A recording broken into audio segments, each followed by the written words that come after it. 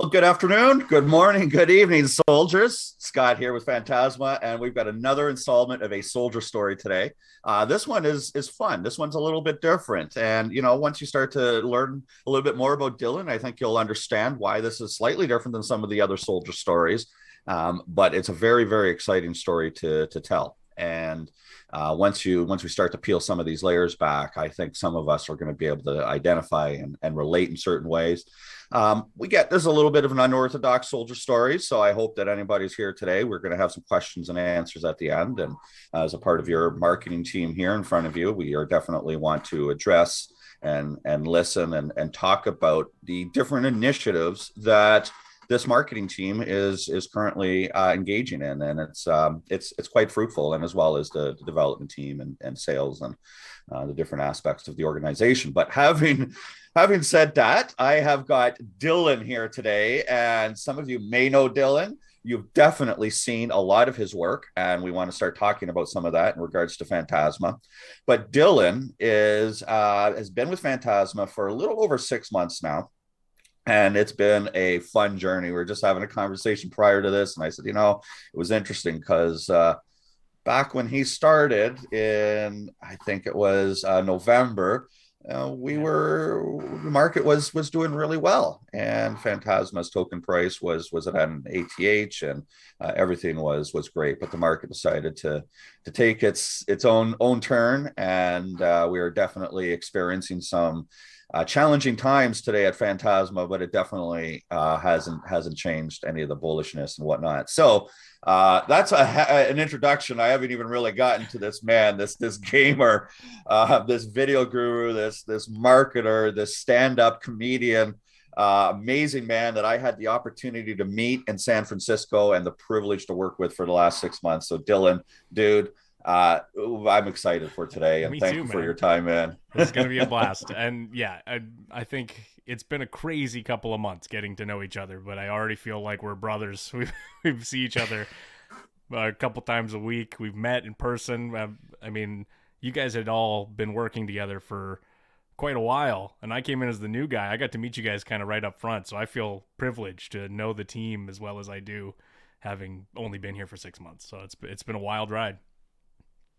Well, it did take long for to no longer be the new guy. We've got other new people. Things move fast in Um, this crypto world.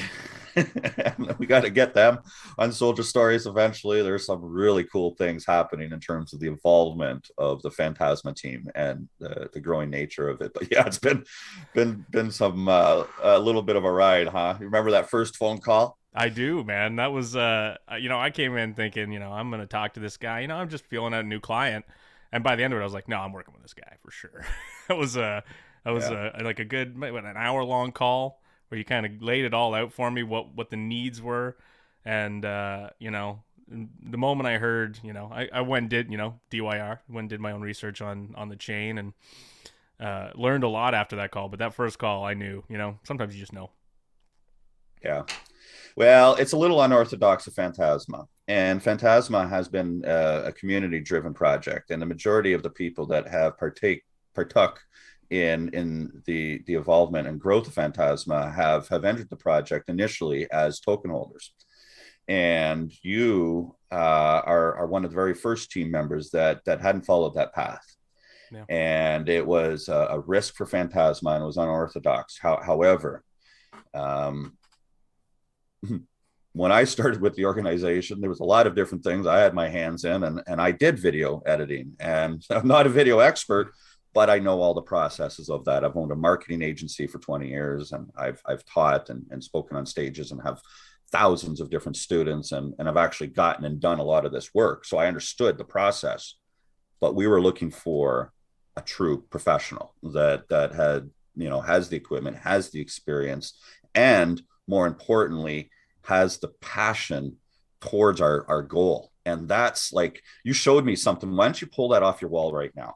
Oh Just right yeah. in front of you. Let's just put it out there. We can So start to in case learn my about who my you are. gamer cred is in question, I literally in front of my desk here within arm's reach, I've got my Nintendo Entertainment System poster here. The one thing that drives me crazy about this poster, this is a bit of a sidebar, but this the all of the different breakdown is just like I want to see this thing exploded. I want to see what's inside of this thing. I always think I'm like, man, this is an opportunity for a much more in-depth poster. But aside from that, I am I go way back with video games, and so when you approached me about all this, if this had been any other project, I don't think this would have gone the way it did.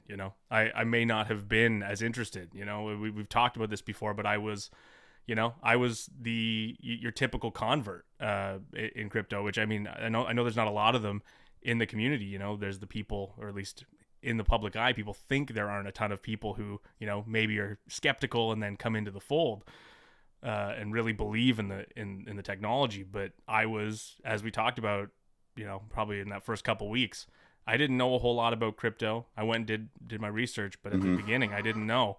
And if I hadn't had that carrot on the end of the stick, this is new technology for video games, I may not have gone and done that research as in depth as I did. And so Phantasma was really the perfect project for me to come in and be like, this is a good place for me to do my trade, apply my trade here.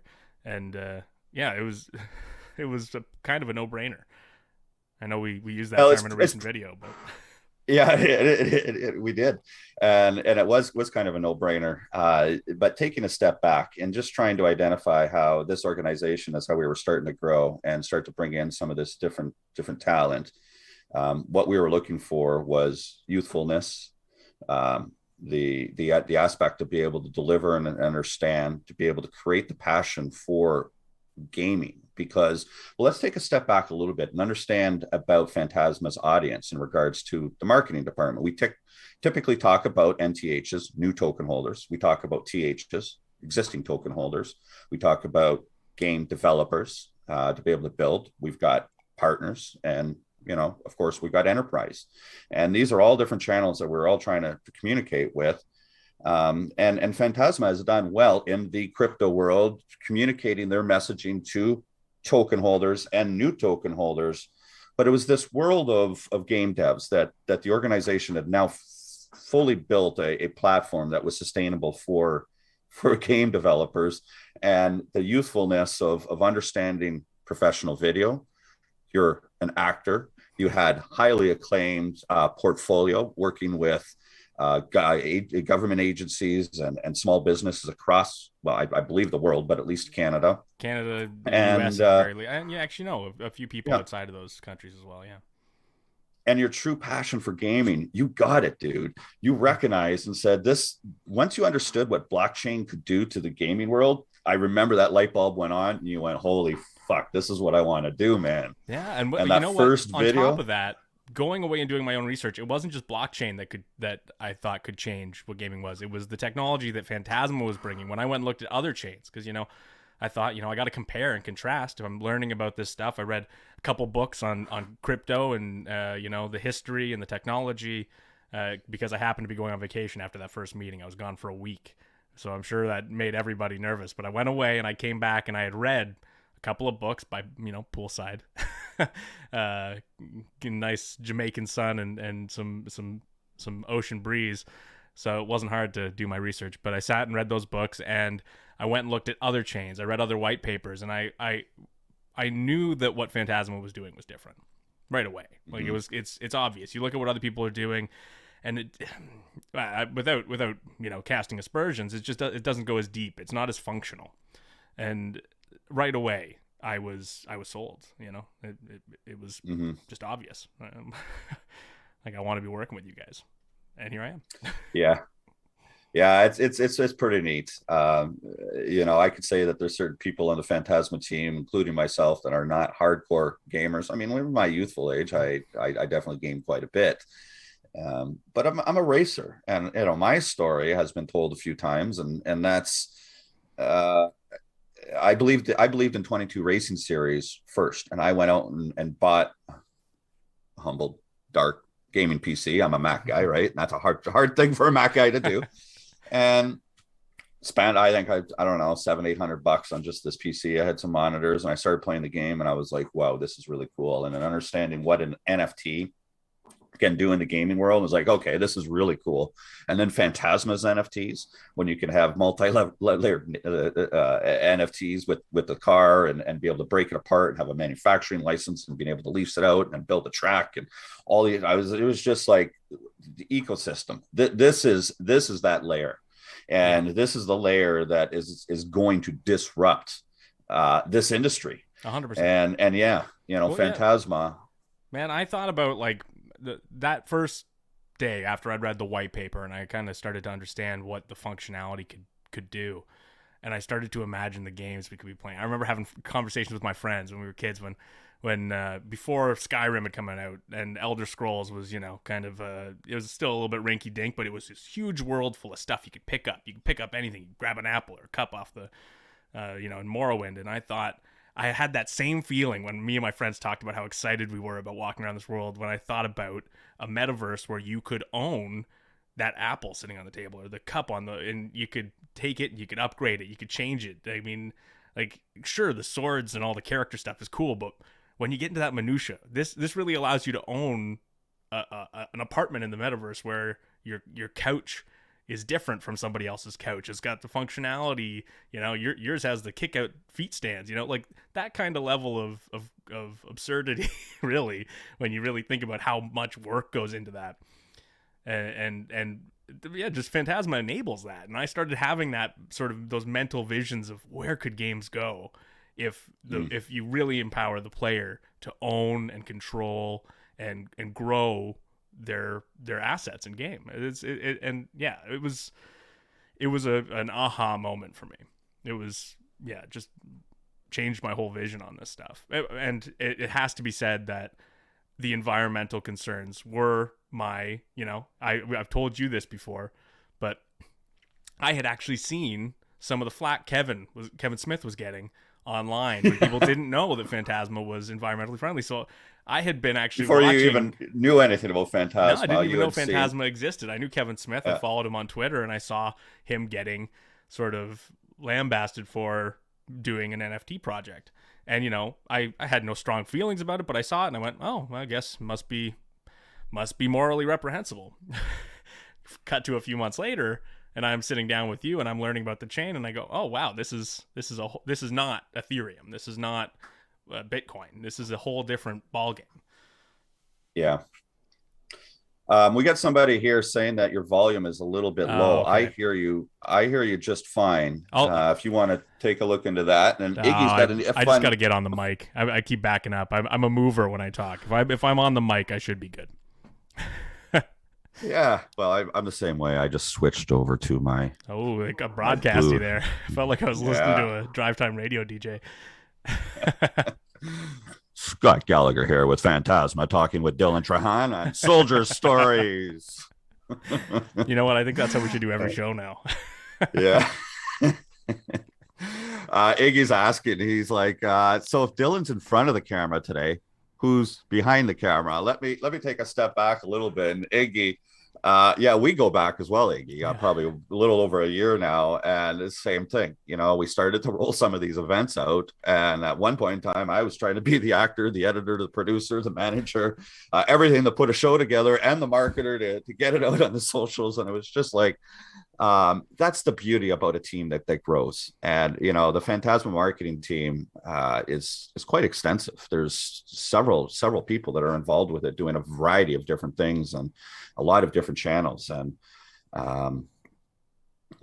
gosh, I just completely lost my train of thought of where I was going with this, because I just had two different thoughts around. But essentially, the answer to your question, Iggy, is it's still me. I'm still pressing the buttons. It's a little easier when it's just the two of us talking. Not as much to I don't have to press quite as many buttons. But this time I'm not muted and my camera's on. Is the difference. So Dylan has been doing a lot of the video work at Phantasma, behind the scenes for some of the live work. Has got his video equipment that he's brought and helped put together that testimonial video. And I was actually speaking with Gary. I see Gary's on the line right now, and I said something to Gary. I was thinking about it last night, and when I started my agency, I moved to the United States in 2005, and being an immigrant, I couldn't get a job right away until I got my green card. But you're allowed to start a business and employ people. So that's what I did. That's how I got going. And within 4 years, I had done really well within the transportation industry. I was speaking on stages of all the different associations, and had 6 or 7 employees with an office, and dozens of different clients within one specific industry. And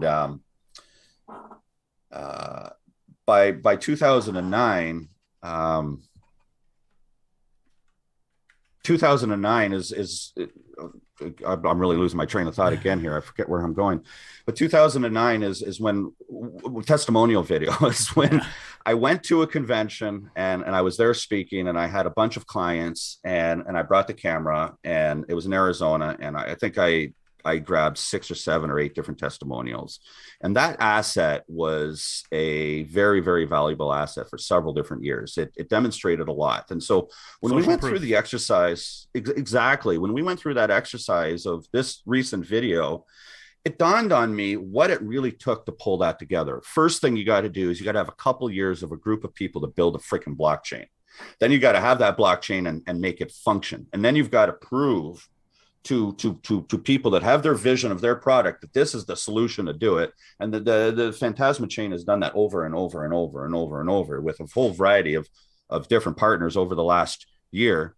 And then they need to have the confidence to feel comfortable to put their face and their name on that piece. Yeah. And we got about 15 different pieces that we're able to put together. And so it was a wonderful exercise internally at marketing and Phantasma to be bullish internally when we're having troubling times, to recognize our partners are there for us and supporting us through all of this. And that is over the next month, we're going to see a lot of different partner support for going through this. And this is like the full circle, dude, of you coming back in. It's not about the crypto. It's about changing the gaming industry and the software that we have that does it. And that's what attracted you to it. Well, and I think there's a whole other lesson from that video that we can look at too, which is that when you came to me and said, let's do this video, we started talking about it, and it's probably a quick turnaround kind of video. We could probably grab the clips. We just got to go through some of our internal resources, find the clips we want to use, and we can turn this around. But we work together a lot here. Like, this isn't a job where because it's crypto, people might think, I go away, I make the video, and I come back. But really, there was 3 different team members collaborating on this video, the entire team, but 3 core team members collaborating on this video, and really trying to find the stuff that's going to show people exactly what we want them to know about Phantasma. Because there was more. There was plenty more that we could have used in that video, but we wanted to find those exact messages, right? And so there was time and poured into it from multiple team members on different projects, all collaborating on getting this thing done. I don't just go away and do these things and come back and say, here's your finished product. I'm not a jobber, just coming in and turning these around. We really do put a lot of thought and effort into what these things are going to be. And case in point, when we got to a first draft of this video, Scott saw it and he had a thought. He thought, what if we, instead of just having our typical lower third sort of nameplates where, you get the name and title of the person that you're seeing on the video, he said, what if we did a baseball card? It's got name, photo, logo, description, social tags, website address. And I thought, that was genius. So we went away and did it. And what those do is, back to that social proof of a face on a screen talking, it means something, but you take that and you put next to it their credentials. You give the people, whether they do it or not, the power to go and look at their website, go and see what they do on social, go and look into the project. Whether they do it or not, they see the trust in us saying, look, you can go and do your own research, see who these people are, understand who they are, and then come back and watch this video again and see that these people with credentials who, are seasoned developers are happy to stand behind what we do. And having those baseball cards, as cheeky an idea as that might sound, it might sound simple, but Scott understood. You show people all this information about somebody, they really understand that they're hearing from an expert, not just some face on a screen.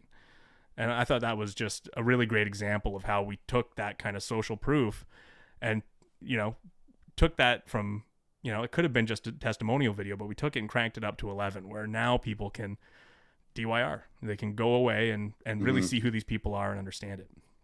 I thought that was a nice stroke of brilliance. You raise a really good point, and something that I was interested in having a little bit of a discussion about, and some of the aspects of why I have a high level of respect working with you. And it's an understanding of, sales and marketing is unique. It's got a certain perception to it, and there's a lot of strategy, and a lot of decisions are data driven.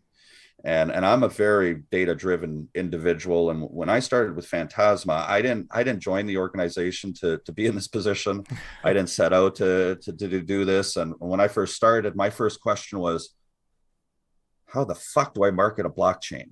Like, pardon my French. It was scary. And something that I started to learn very quickly is it's not that much different than marketing other entities, because marketing is a process of understanding who you're speaking to and what's the clear message that you're trying to convey. And so when we really started to break down our target audience groups and understand the avatars or the personas of each of these different groups and the motivation levels of that, and then identifying the communication channels with each of those groups and leveraging those communication channels, getting those systems into place. Now, it's quite paramount. And when we started to look for videography help and different graphic help and whatnot, some of the aspects that were important weren't necessarily an experience in crypto, but an understanding of the process.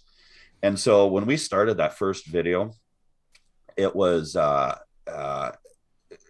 we begun to storyboard, and we got to the storyboard stage of it, you and we started storyboarding the different scenes out, and we had begun to get the script, and we started to explore the different conversations of true voiceover, and all before even the editing. And that's the thing about marketing, is people always like to want to talk about the end result, but that's only the 20% of it.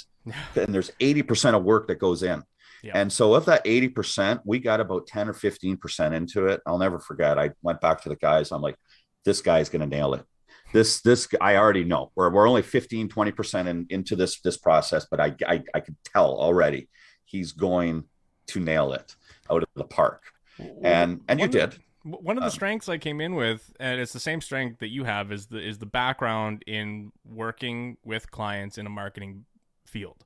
I have not just video experience, but I've worked in Google Ads, SEO, and other. I mean, actually, that's actually how we found each other, is that I've worked with a friend of yours, and with that experience, you learn how to take a client or an individual, if the case may be. You can take that person and understand everything you need to know about them and what they're trying to sell, so that you can sell it.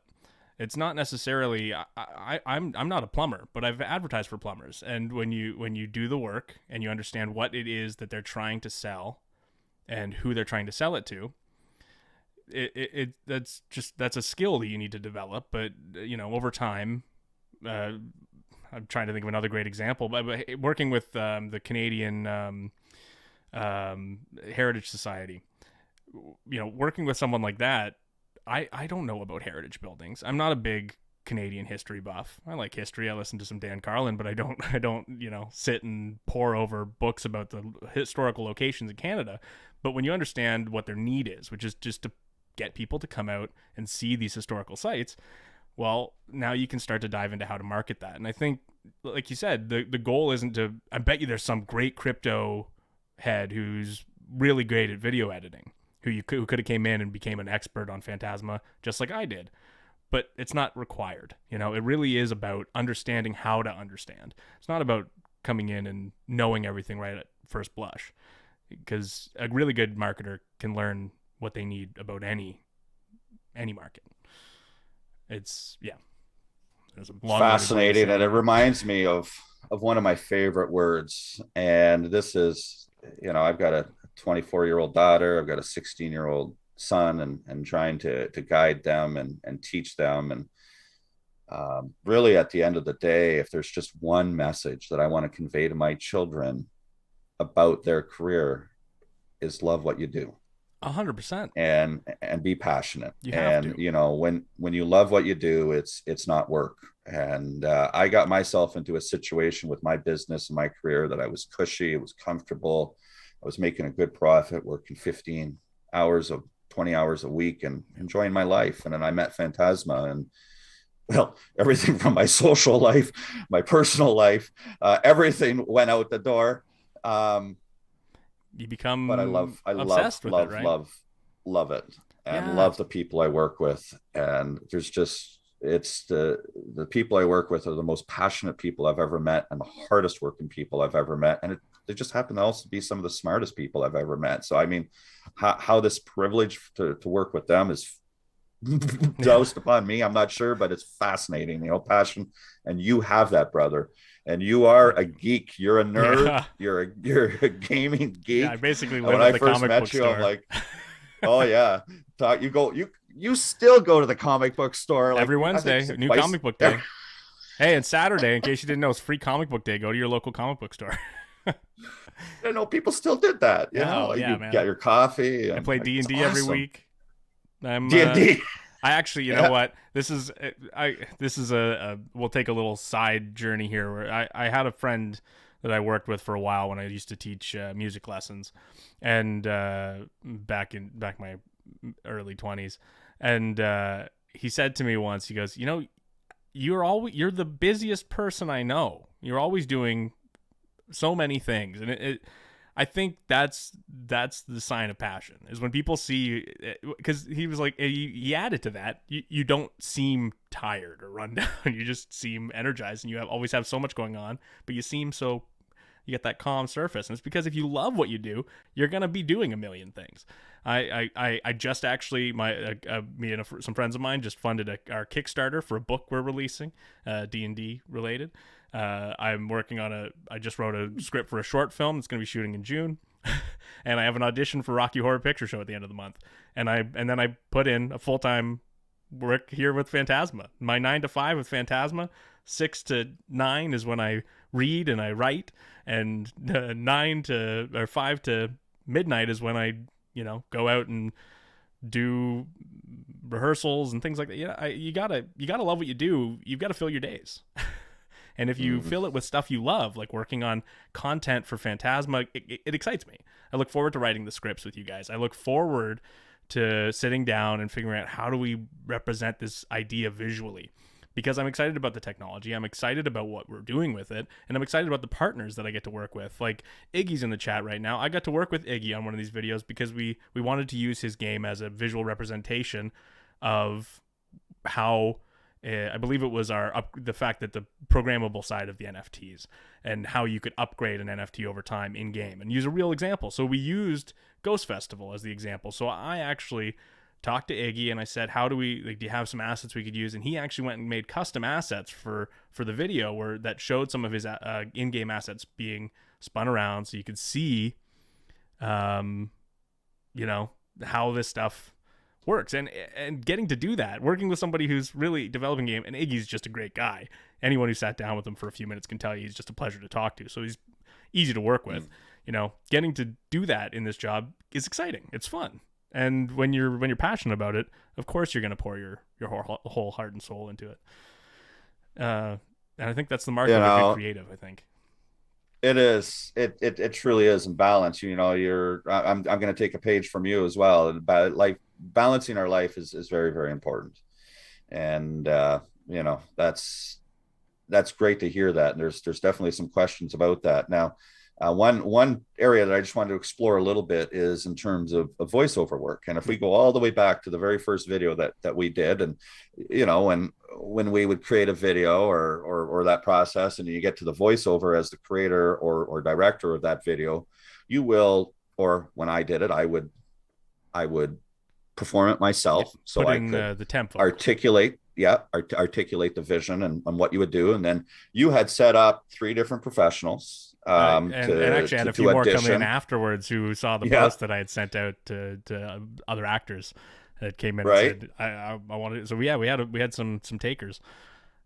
That's what we do. And I mean, I used to use a tool called voices.com, and I'd go and Great. They're hire my actually voice they're just down the actors street there. from me. Their office is Oh, right down the street from me really? here in London, Ontario. Yeah.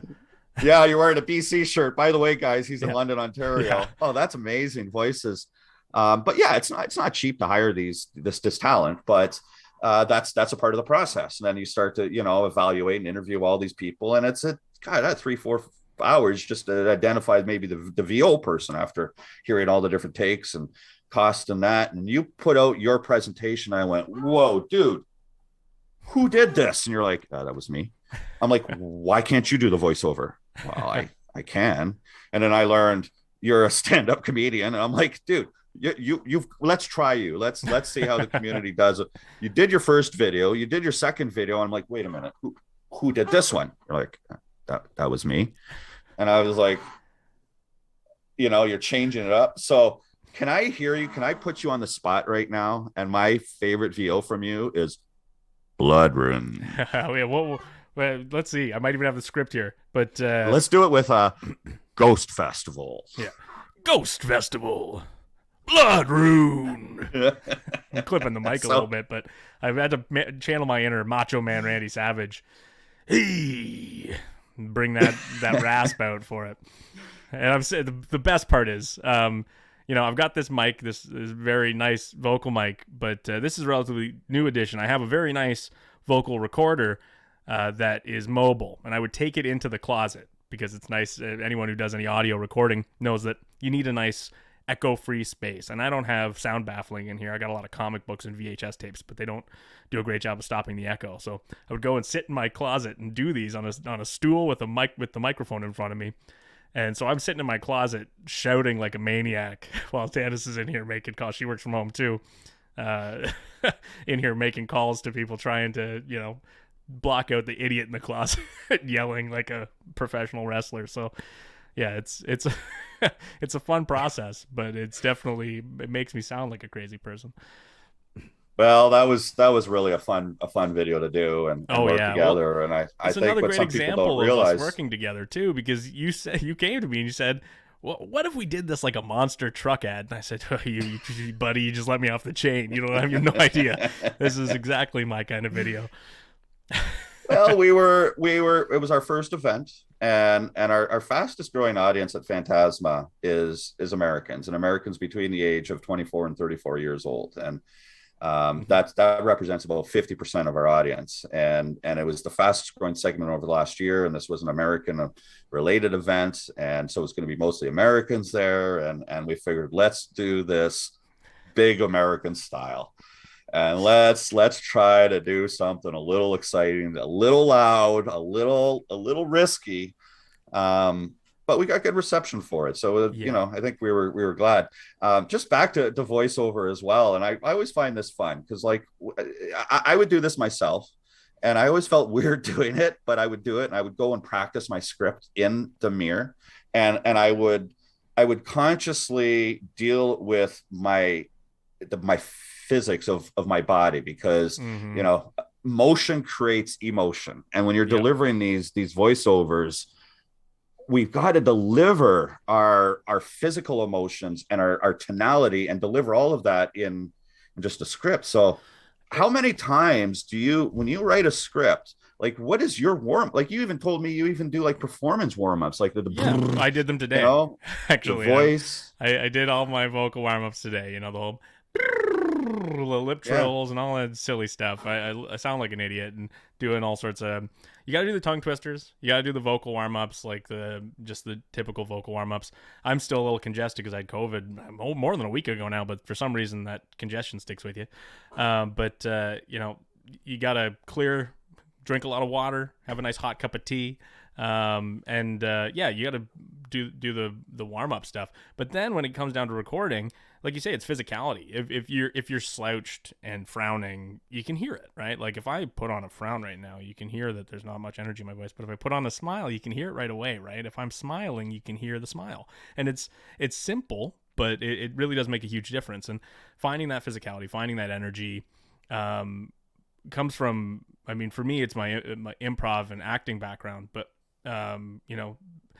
Tony, the motivational speaker, Tony Robbins, I watched his documentary. I'm not a huge Tony Robbins guy, but I watched his documentary because I'm interested in, he's a clearly an influential guy, and he does singing vocal warm-ups. That guy sounds like Super Dave Osborne, but he still does those vocal warm-ups so that he can convey energy and emotion on stage. And it's very important. I mean, I guess I'm in the acting weeds here, but it is a process, and you need to do it. If you don't, you end up with, sort of, we've all heard bad voiceover. You know it when you hear it. It's the straight ahead, just quiet, monotone stuff. And the voice is an instrument, and it has its highs and it has its lows. When I talk, I bring it down when I'm getting serious. And then if I'm happy, my voice gets higher. And all of these things, you need to think about that when you're conveying a script, especially when you pour the hours into it that we do writing these things. You don't want to then spit it out and throw it away and give the audience a bad taste in their mouth of like, well, why didn't they put more effort into this? So, but yeah, I could talk about acting method all day. But and you mentioned the hearing your own voice, and for any of our partners who might be watching or anything like that, if you're doing your own videos and you're sitting there thinking like, I'm so sick of hearing my voice. Everybody feels that way. Literally everyone. I've never met an actor who doesn't say the exact same thing. Just do it. Do the work. It's just like the first time you drew a picture when you were a kid, or as an adult even, you draw a picture and you think, this looks like crap. But the more you do it, the more you start, getting comfortable and recognizing the uniqueness of your voice. It's not bad. It's just different than all the other voices you hear all day. So it's weird to you to hear it played back, but it's worth putting in the work, and it is a huge part of video. So if you can do it, if you're working on your game and you need to put out some rinky-dink ad, audio is the best thing you can do to make it better. That's good. Some good stuff there. So we've got some questions that are coming up here. I'm just going to address one. Somebody had asked, Casey says, you guys going to be talking about the lockdown on the chain and when the read only mode is done? Unfortunately, I can't say when read mode only is going to be done, because I don't know. That's not information that is currently available. Now, what I do know is that very shortly a statement is going to be coming out from Phantasma. Don't hold me to this, but I would suspect that is going to be by the end of next week, which will put us into about a 2-week window. Understand, guys, that this happened a week ago, and nobody stopped working. Everybody's worked through the weekends, and we're now 14 days plus into this straight. We're all token holders, and we are all extremely passionate about this project. If there's something that we're doing here at marketing, some of our goals is to immediately show our token holders and our new token holders that our business is as usual. We have support from 100% of our partners. Not one has begun to balk. We are in direct communication with every single partner, nurturing those relationships as we can. And in addition to that, our sales pipeline is filled right up because of our recent event at the Game Developer Conference and some of our outreach efforts of our sales department. And you're going to see over the next 2 to 4 weeks, actually 1.5 to 6 weeks, of a handful of different partnerships that are coming up. And guys that are there. We've got, for example, Mix Metaverse that just stepped up last night and is like, guys, how can we get behind you and support your community?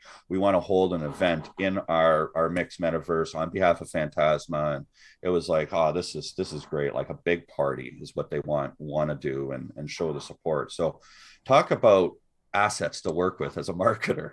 That kind of support, it speaks volumes. It's trust. It's unbelievable. It is. And it just reconfirms everybody at this team at Phantasma that what we're doing here, it's about the value of Soul Token, but it's much, much more than that. And it's a vision. And as long as we got adoption, the token value of Soul is going to be there. Mm-hmm. That's it. That's that's going to happen.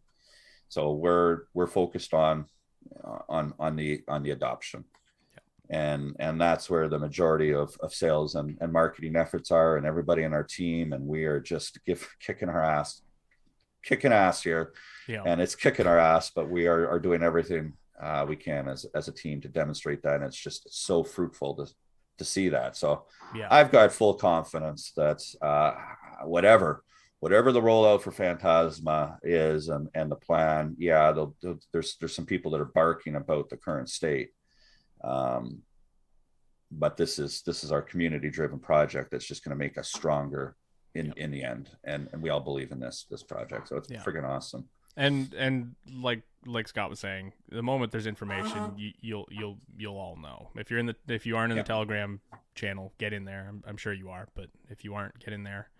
At the moment that we're ready to put that stuff out, you'll see it. We're working hard to get that information to you. Our goal is that 100% of token holders walk out of this and say that team was extremely transparent. They did everything they could to solve the problems, and they reacted as quickly as possible to secure and protect token holders, and we feel comfortable in saying that publicly. That's what we are doing. But you've got to give us a little bit more time, and we'll get that announcement out as soon as the dev team and management team get all the appropriate information. And there's that old saying, cooler heads prevail, and I have seen nothing but calm, measured reaction to what's been happening within the team. And I sit down with you guys a couple times a week, and I have not seen one panicked individual. Everybody's calmly, heads down, working to get everything back on track. So you can be confident that the team is working hard, and the team is confident, and hopefully that confidence carries over, and people seeing that understand that this team is not afraid. We're working hard to get things done. I love stories. I mean, that's why SOULdier Stories exists, and this is a story in the making. Yeah. But man, I've been on the planet long enough and worked long enough that all the ingredients are here. So it's keep moving forward. So what are you reading right now, in terms of comic books? In terms of comic books, I was gonna say I've got there's a book called The Apocalypse 7 that I'm reading in the novel department. But comic books, I got like 16 titles on my pull list at the comic shop, so I've got a few things I'm reading. The new Amazing Spider-Man is out there. John Romita Jr. Is like a classic Spider-Man artist, and he's back doing the book. That's great. News just this week was Twig. It's kind of cute if you got kids. It's a good book to read with them. Lots of stuff though. What am I not reading? There's plenty. You just told me a story a couple of days ago about a little bit of a windfall that you had. Well, you know what? That's I think that could be a fun story. That's interesting too, because I think it carries over to the NFT space and the collector mindset. But I've got a book. I was going through my collection, bagging and boarding everything that wasn't yet, some of the stuff, and I was missing something. I went looking for it. There's a ROM Space Knight comic from the 80s. It was a Hasbro, I think, crossover with Marvel, so they had that license at the time. And I was looking for that book. One of my stand-up comedy teacher actually gave it to me. I can't remember exactly why. I think I won some like joke writing contest or something in class, and he gave me that book. And so I was going to look for that. I'm like, that's got to have some value. Add it to my collection. And I went to look for it, and I found it in the back of another comic. I tucked it in behind another one that I'd gotten 2011 from the comic shop. It's been in bag and board since I got it, and it's a what if comic. What if Venom possessed Deadpool? And I'm like, oh, I better add that to my collection too. I go on the app that has the prices, and I look, and it's in mint condition, graded mint condition. It's worth $500, and it had been sitting on my shelf behind a Deadpool action figure, just tucked away. Not even with the rest of my collection, because I thought, this isn't worth anything. It's from 2011. So, sometimes you find stuff in there, the stuff in your collection that turns out is worth a lot more than you thought. And I think we're going to be seeing a lot of that over the next few years for people who, bought an NFT or were part of an ICO where they have something sitting there in their bag that they didn't realize was going to shoot up in value. That unexpected value earn that you get from, jumping in early on something. Because I tell you for sure, I did not buy that comic thinking it was going to be worth $500 someday. I bought it because I thought it looked cool. And I was even saying to you the other day, it's not that good of a comic. It's just rare and people want it because it looks cool. So, I think there's going to be a ton of that same story. You're going to hear that echoed in the NFT space a lot over the next decade and for years and years to come. 30 years from now, someone's going to be saying the same thing about an NFT they bought early on. That and more so in the gaming world. I mean, we're running out of time, but we could really connect the dots here and bring it around of understanding the values. We've had a lot of conversations about how gamers take pride in gaining assets. Hence, the P2E model can be sustainable and replicatable, and it takes blockchain to be able to facilitate a P2E model. But yet, when we go all the way back to 2009, maybe with Farmville and buying, different aspects, you've talked about it in Minecraft and different things, that it's like the gaming industry has been waiting to facilitate this economy. Yeah. And to be able to own true digital assets. And, once those, like, when we talk to projects like Streamer Moments or whatnot that capture particular moments, can you imagine capturing the first time that Donkey Kong was beat? Yeah. Having an NFT for the first time someone actually finished the last screen. Yeah. That would be crazy. That prize that the first one that finishes and gets that prize as an NFT of sort, and the value of that trophy. Yeah, completionists Super Bowl are a huge thing in the video game space. Yeah. People who play and get every single achievement in the game. They collect every item. Imagine if you were the first one to collect everything. You get that coin that says you were the guy who was the first person to get every single thing in the new Dark Souls game or whatever it may be. Right. First one to beat it without dying. Boom. There's your coin. If there were achievements that were represented in that way, man, even without the monetary value, that has such huge value, just period. Just like collector's items do. Just people are getting these things now, but you can't be the one guy who owns it. And I think that would be crazy. If you could, that's such a simple bit of functionality that could be done today. That's not something that's far in the distance. Yeah, it's true. Until I really understood the power of a smart NFT, at this point in time, like as we're talking about this example here, you could finish one level and get one particular prize, and it could have a value to it. It could be an NFT, and then you finish another level, and that prize could upgrade and change. And that's the power of the smart NFT is it can evolve as opposed to static. So Phantasma's got some of that first mover advantage, but it's on our partners that are truly figuring this out. It's the industry itself that's going to create the demand and the need as to which of these assets are going to be digitized and able to power up and level up. And Phantasma can do that. But another aspect is, let's talk about this testimonial video. And as we were going through the hundreds of different clips that we were hearing of all these different developers and picking the ones out. Yeah, we got Iggy on the line right now. And he, something he said is, it's the nice thing about Phantasma is it's fast, and you need that in gaming. Less than a second, you're able to write to the blockchain and come back with the data and then upgrade your NFT and blah, blah, do all that programming stuff. And boom, it happens because it's a blockchain built for this purpose. Yeah.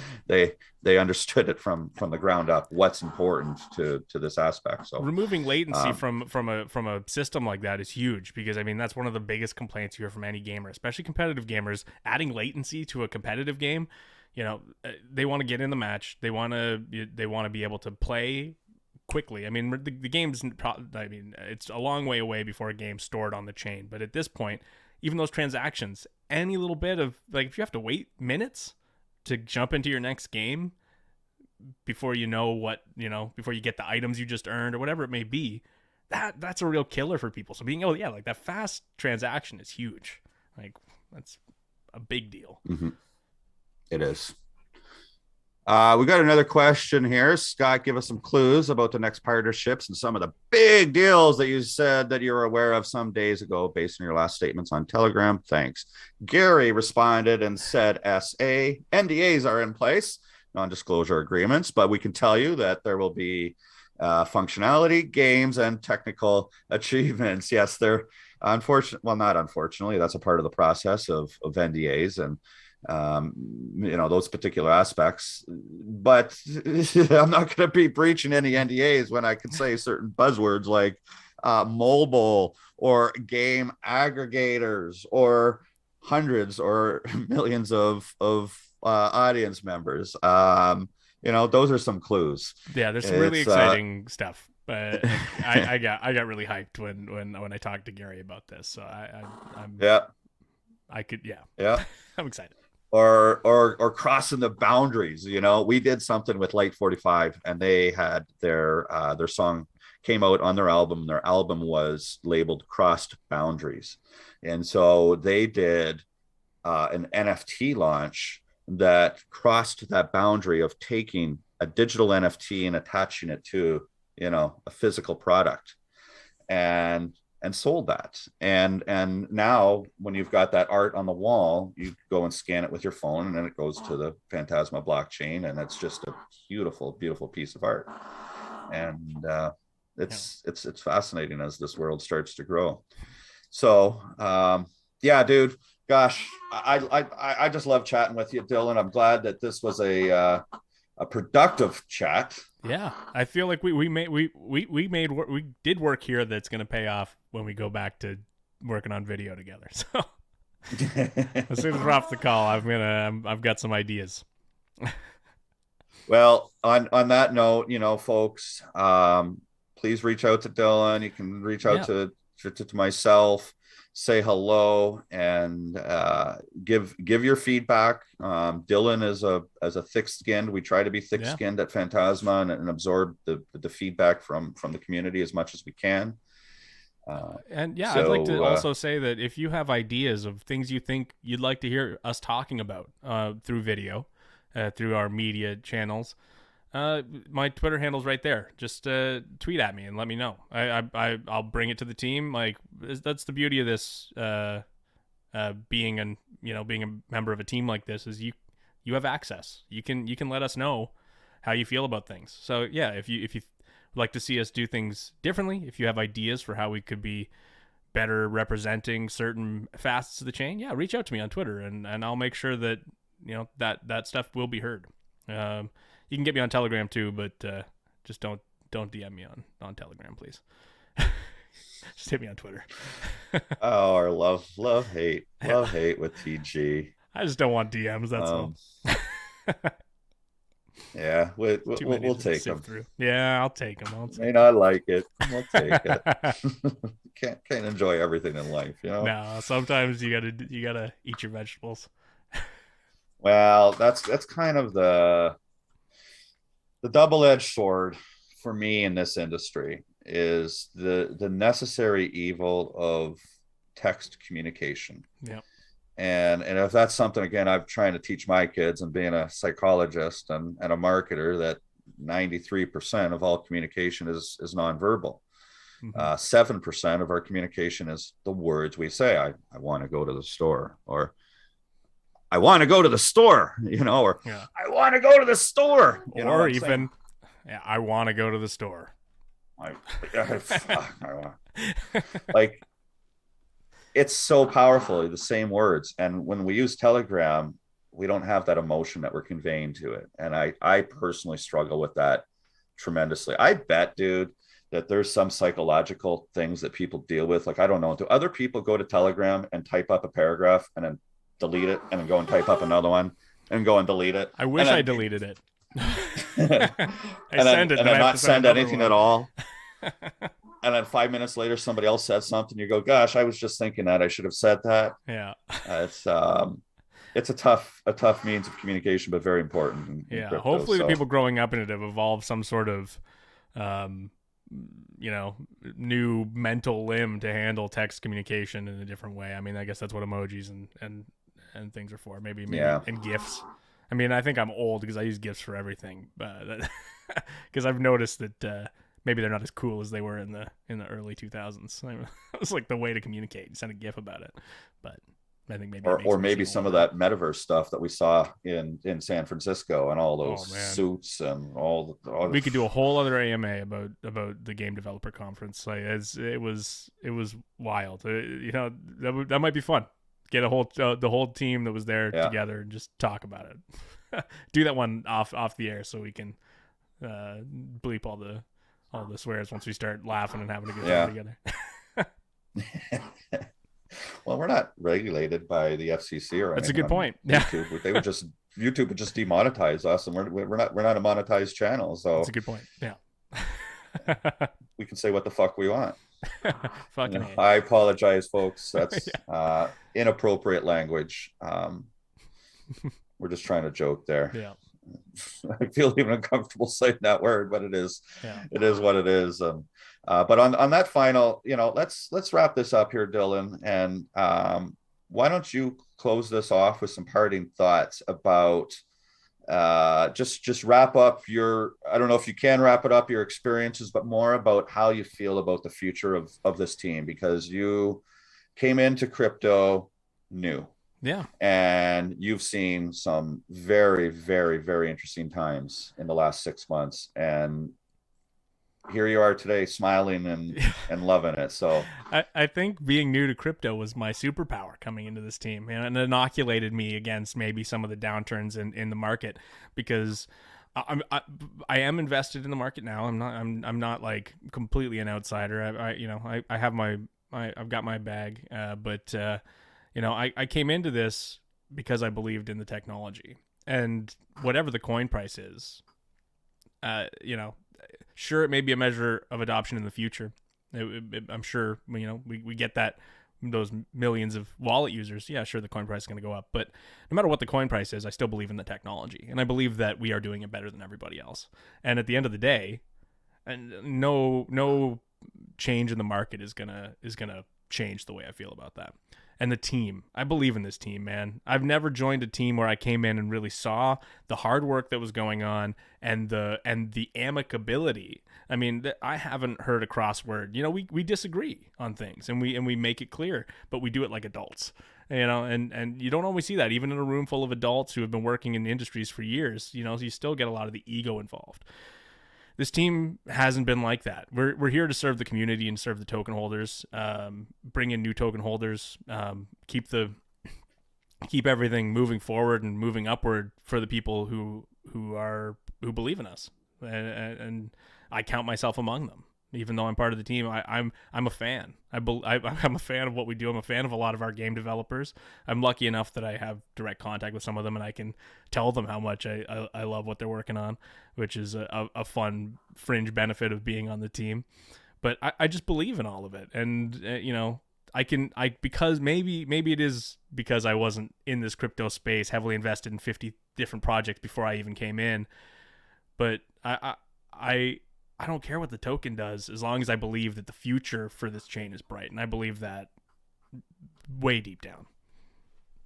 Nothing shaking my confidence here, and I've seen the response. I mean, how many other chains have dealt with these types of incursions where things might go wrong, and it's par for the course. Unfortunately, that it's one of the drawbacks to being a decentralized, more open environment, is that you then also deal with some of the dangers of that. But we're dealing with this in a way that I think is, it's just, I see the work people are doing, and I believe in it. And I mean, that's without going into the details internally. I see strength in the chain, and I mean, hopefully you guys out there watching hear that and understand that. Hopefully you can see the sincerity here. I see strength in this team. I see strength in the chain, and no downturn in the market or attacks could really change that. you hit me a little bit, man. hard. You know, it's you nailed it. That's beautiful parting words, Dylan. Thank you. Thank you, man. This I has been a love great working with conversation. you. I've loved the It's been opportunity a to meet you as blast. a person and a man. And let's keep it going, I'm brother. looking forward to the next time we get to sit down and have a beer together, man. Yeah, yeah, it'd be soon this summer. You know, I'm Yeah. crossing up that border. I'm dragging you up the Manitoulin Island, man. Oh, You and 100%. Gary. Yeah. I don't care what I have to do. If I have to I'll drive through London I'll and pick pick him up you at up four and in the go to morning again. Radford, yeah, that's another story right That's a there. story for the next AMA. All right, dude. All right. Thank you, man. This has been fun. Yeah. Bye bye.